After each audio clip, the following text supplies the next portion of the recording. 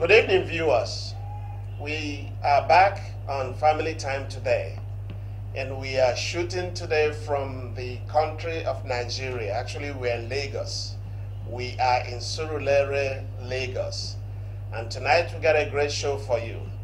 We'll be talking about the blessings of intercultural marriages. That is the marriages between one culture or the other.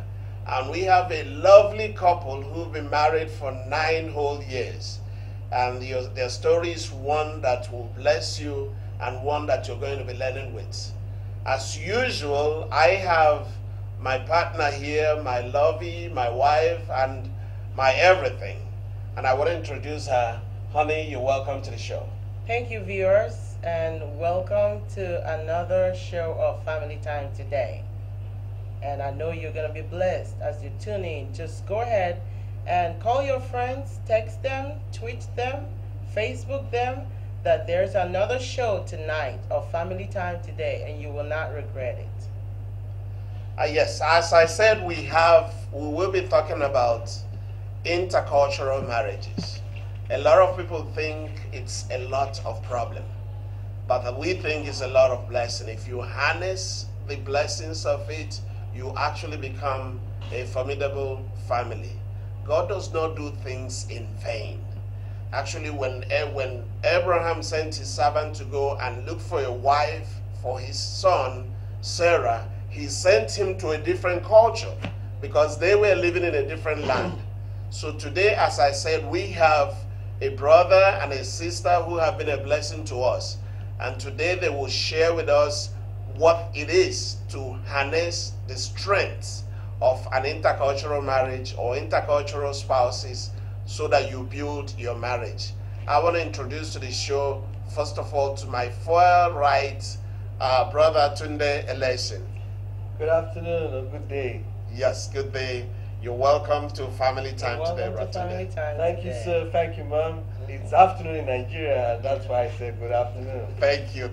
And as we go along, we also have the lovely wife. She's already smiling. We have our daughter, Sister Bridget Election. Bridget, you're welcome. Thank you, sir. You're I'm welcome happy to be the here. show. Thank you so much. I love that smile. The smile shows you're happy to be here and happy to be around your wife.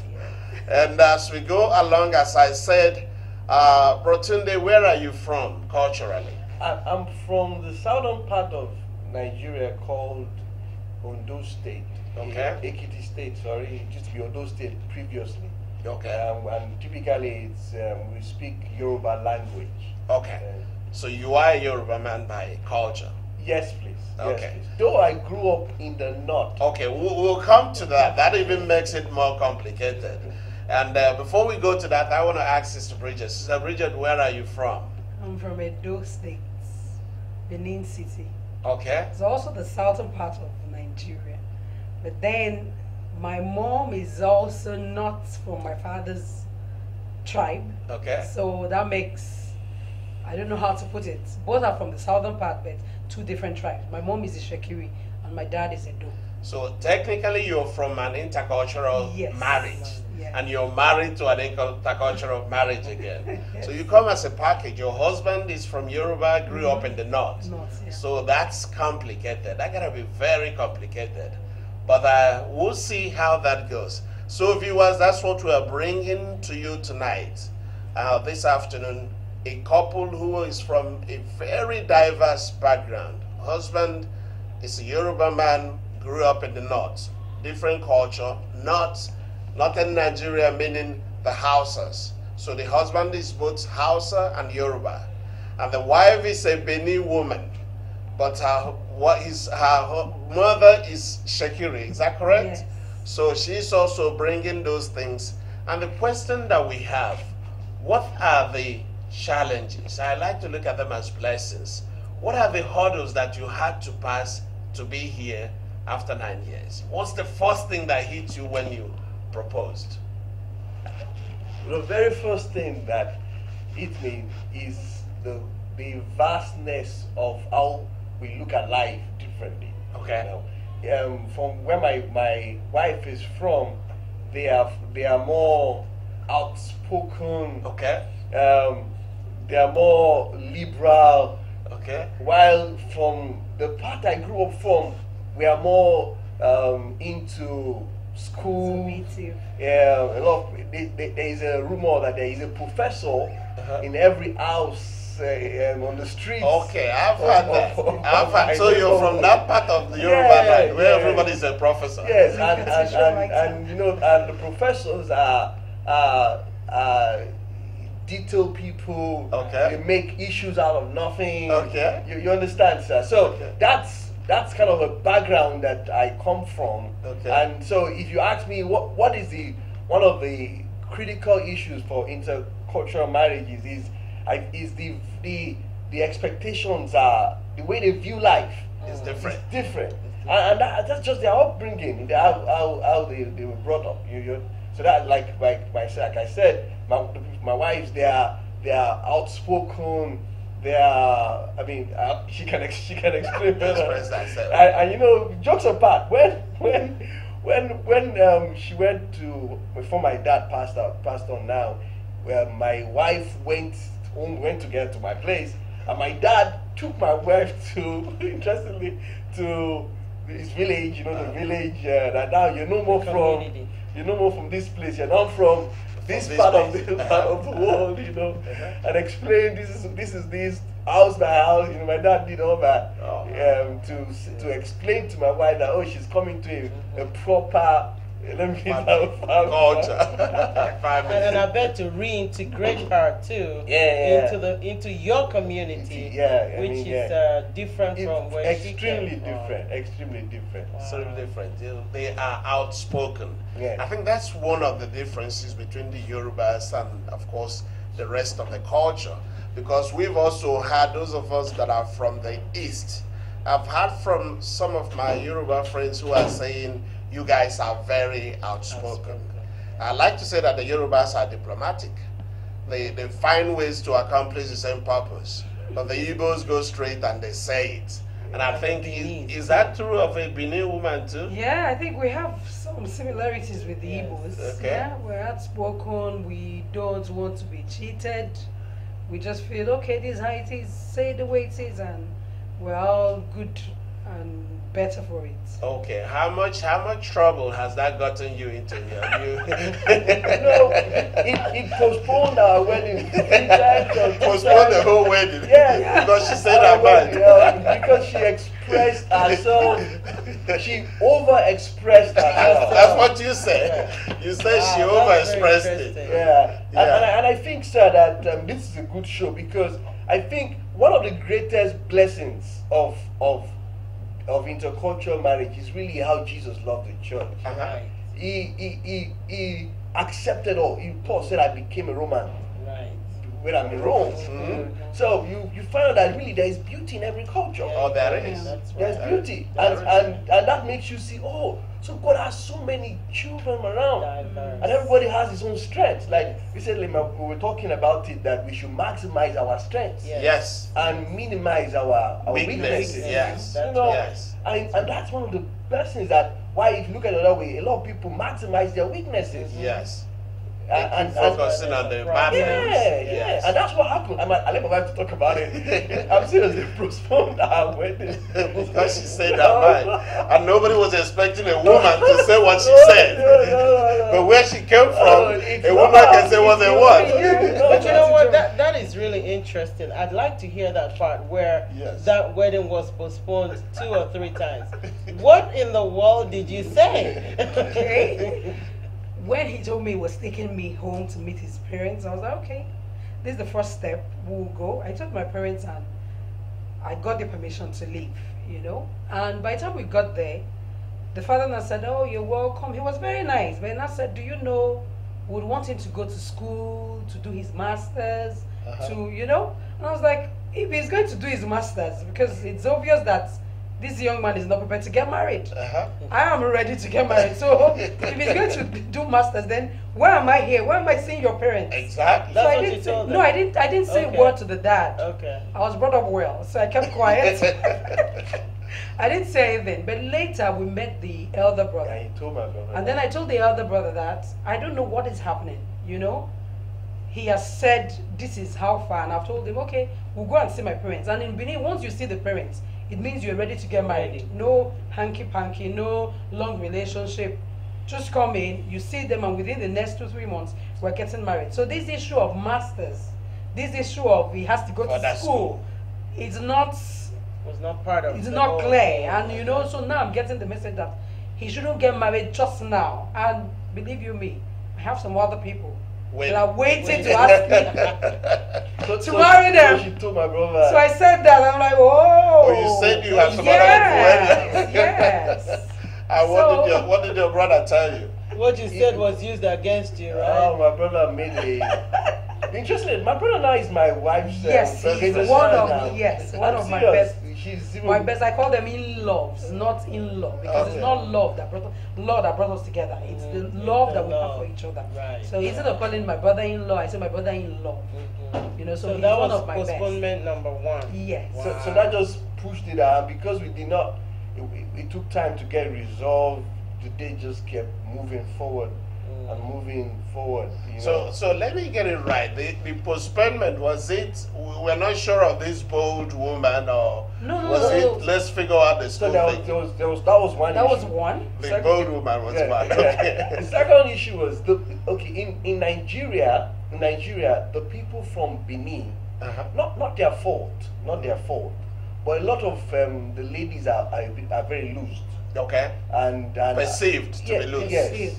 And if you know the crazy drive to go abroad and all that, so my siblings didn't understand how someone that grew up in the South was going to get married in court to a lady that is from a loose culture. Okay.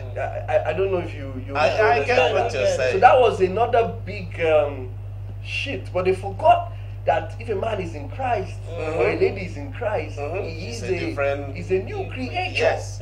All things are passed away. And besides, this one is not loose. This one is apart from that, like I tell people, it's perceived just like you have it in other areas. You know, you say this, you know about this person. That ladies then were going to Italy for prostitution. Okay. You know, was one of the big reasons. Say, okay, most of the ladies are going, did not mean my own family members or myself, you know, but that's because they didn't know us. But then, people from that side, most of them go to Italy for prostitution.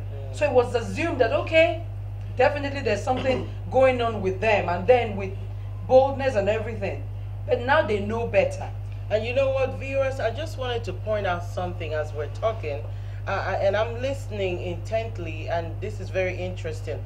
That's one of the problems that we run into, especially when we talk about interracial and intercultural. We have a lot of stereotypes. Yeah.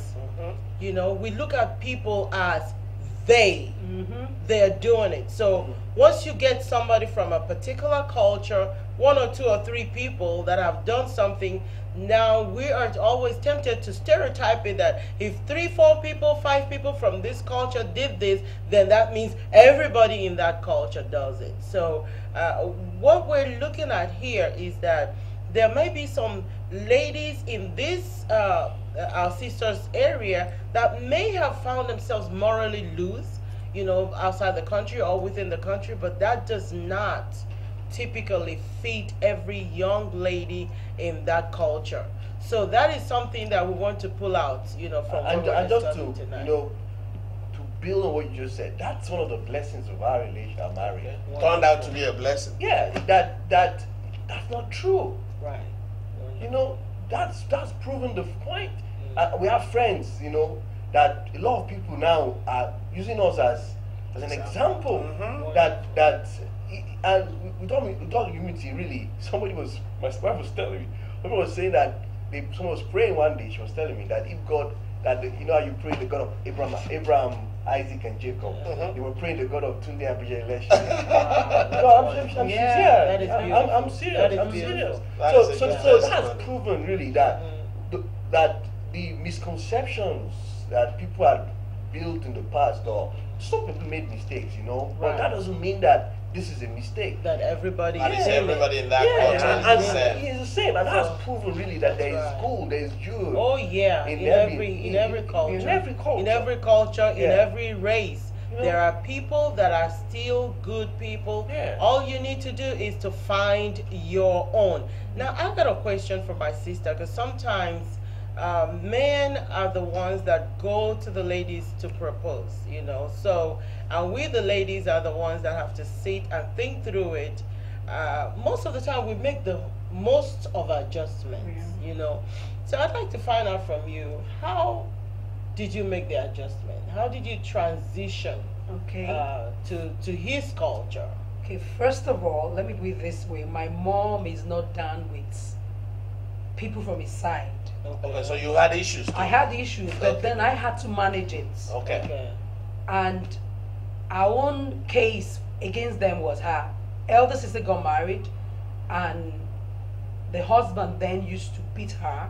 Mhm. Wow. She had issues, and finally she died and left the children, you know. So she was biased. Okay. Oh, It left a Yoruba, bad taste. yes, a Yoruba man. Mm. So now my first child is bringing a Yoruba man. I had to manage that. So I did tell my mom initially that I was having issues with my husband's family. Because if I had said just one word, That would that would have done been it. the end. I said it. They are like this. That would be the deal breaker. Yeah. So I had to manage it. And then I am quick to forget and, let me say, forgive. Okay. Okay. Because I make friends easily, and I understand human beings. I'm a relationship person.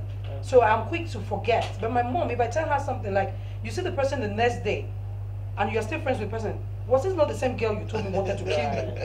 And now you're still, you know? So I had to manage that. If I put it to her that, oh, he's a Yoruba man, and right now I'm having issues with his family members over the date or over what I said, that will bring, you know, An issue. an alarm, ring a bell in her head. Okay, I don't want this. You have to pray again. You have to be sure. So I had to manage that, because for me, it wasn't about the Yoruba culture. My aunt had a bad experience. That was her life. Right. This is my own life. Right. So I Right. told That's myself, your destiny. yes, let me pray about it. And I was sure to an extent, okay, let's see how this will turn out. So I didn't tell my mom. Really, if I told my mom, we wouldn't be here. Really, if I had done that. But then, because of my nature of being, I pride myself, I'm a very kind person. The brother that we had issues with, that I actually spoke to, that was now like the person talking to the other members of the family. Now the wife is a medical doctor and had to go to Benin for a course. Okay. And you know, For a training. I'm like, okay, where do I stay? I'm like, my parents are there. You can go. We have a house. We have enough rooms. Mm. And And then you were not married we then? were not married. We were still friends, as in The marriage was So still my brother postponed. and his Yes. wife is a medical doctor. needs So to the go wife, for- the wife now when she had to do a training in University of How Benin, long was that? was about a month or so. So she now said, okay, let's see how the place is and things like, because that will mean her spending money. She doesn't stay with us, and then the distance. So she now said, okay, let's go.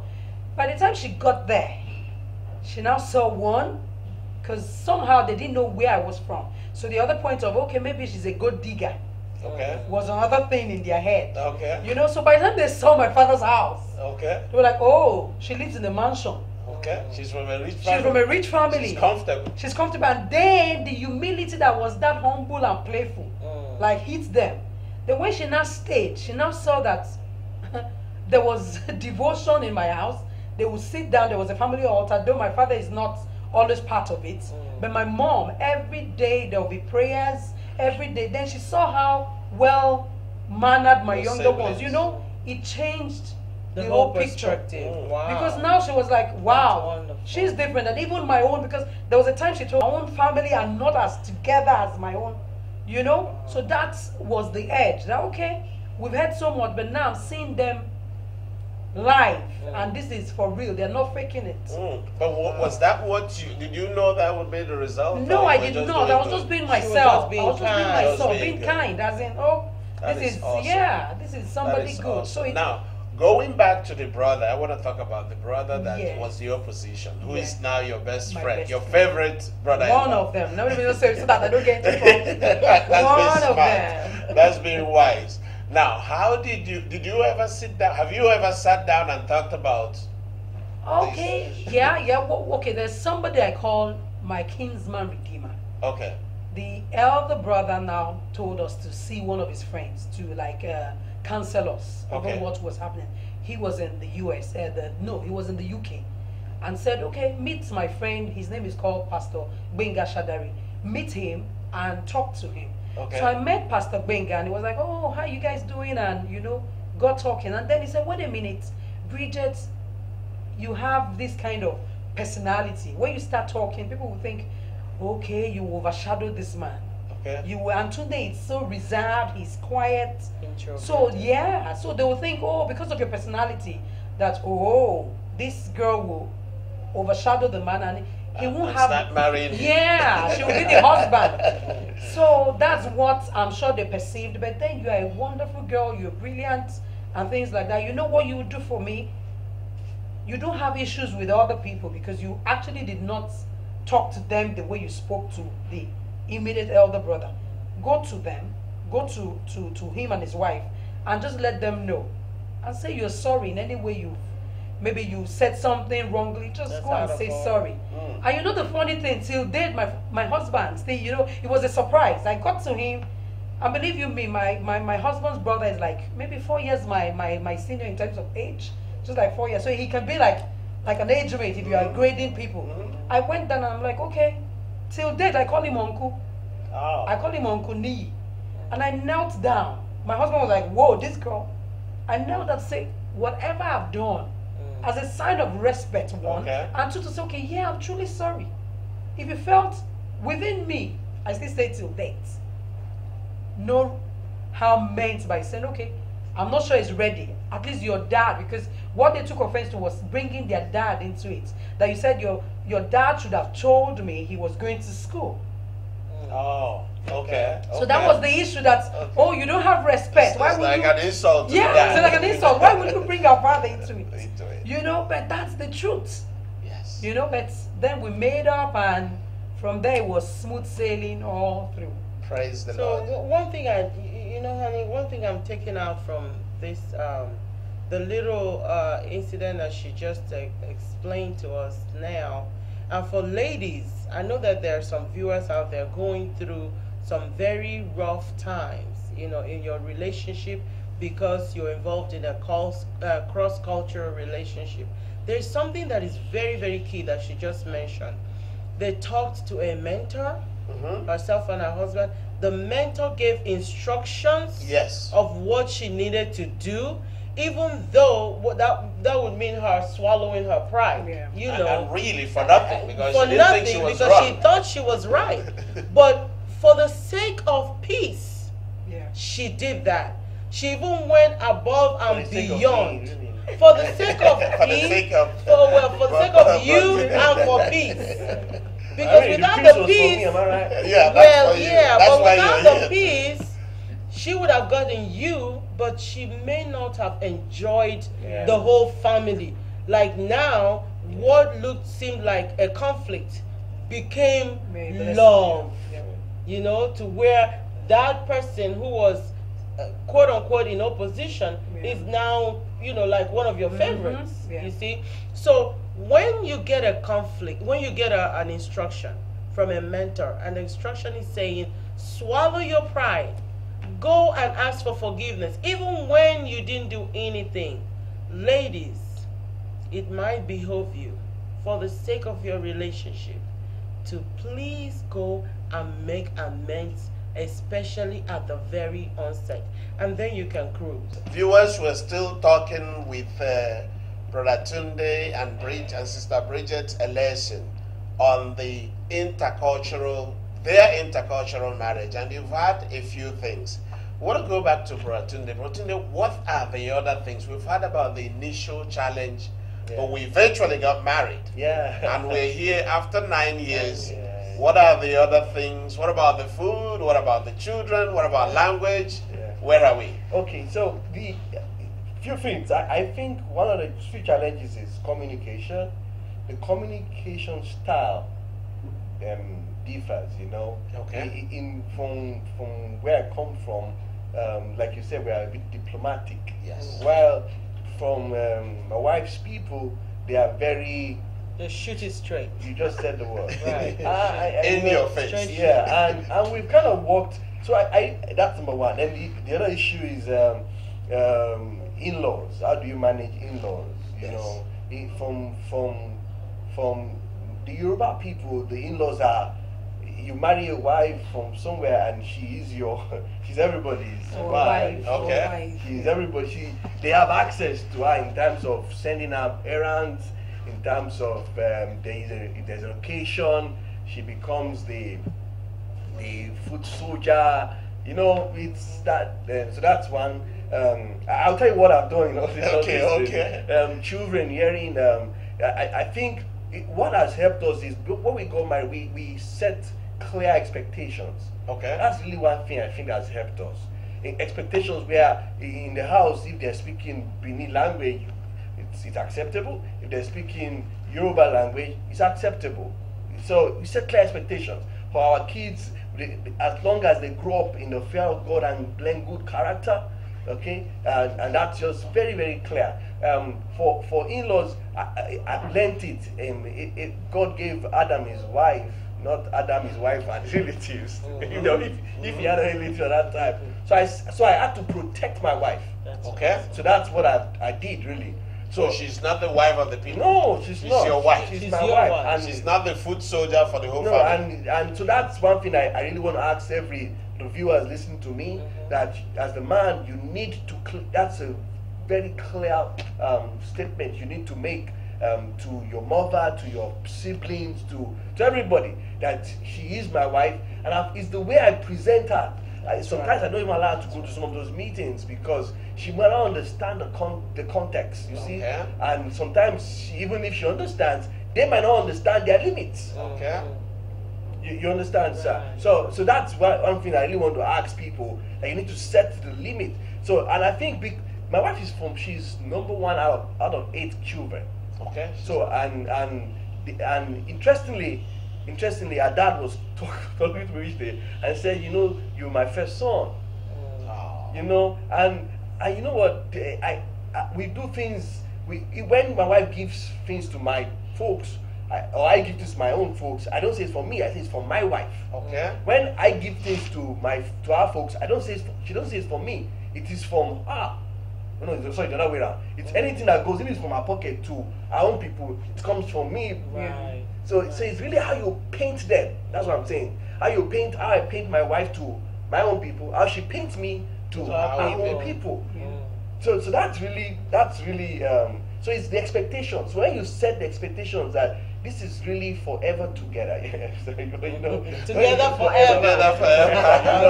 Awesome. Forever. And that's really a good thing that Brotunde is saying here, protecting your spouse. Right. I'm sure Sister Bridget did the same thing. Of course, she said it. Yeah. At the initial time when they were having problems, she did not present the problems to her mom or her folks, because she knows her folks more and she knows what she's going through. So we need to protect our spouse. I know that my pastor would say it exactly. He said exactly what you said, that when he got married, the same expectations were there. Yeah. That is the wife of the people. Yeah. And he called all of them and said, look, this is my wife. It's not the wife of the people. So viewers, we are really learning a lot. Honey, aren't you learning a bit? Well, I'm learning a lot, and days are gone, viewers, when you must stay within your culture. No. You don't have to. You know, be open-minded. Be willing to make some adjustment. If you never know, if God leads you to another culture, we want to assure you tonight, from what you have seen here from Mr. and Mrs. Elation, that it is doable. It all depends on you. So don't look at it as you may have a bad experience, a couple that have had a bad experience, but that does not mean that you yourself will have a bad experience. We have been with this couple, and they're not faking it. You know, I mean, my what wife you used have, to say, yeah, she they're said not I know I'm faking. quiet, but she knows I'm in charge. Yeah, Yeah. he's in charge. Yeah, we That's- know who's that- the boss here. We've been with this couple since we visited Nigeria about a couple weeks. I mean, and we can testify that they have a very wonderful relationship. And so would you have a wonderful relationship too if you are willing to make just a few adjustments. Now, what will not work in intercultural relationship or any relationship at all is if you stick on your own. If you insist on your own, it has to be my way or the highway. Then you better watch out because you're going the highway. Okay, because your way is not always going to be so. We thank you so much for viewing. Wow, how time flies. We're almost at the end of our show tonight. Yes, and we've really enjoyed talking with Mr. and Mrs. Eleshin. And we do want to thank you for being a part of the show. Thank you so much. We want to encourage you to keep up the good work. We will be directing our cross-cultural viewers with questions to you. Viewers, keep those mails coming. You will see our website on the screen as it's rolling in. Please do not hesitate. Go to the website, go under the contact tab, and send us an email. We read it. We really read it and we respond to it. And if you have any questions, if you have, even on our website, we have a tab for prayer requests. We do pray for you. We care for you. We know you will join us same time, same station next week. Thank you so much. And have a good night. Thank you, viewers.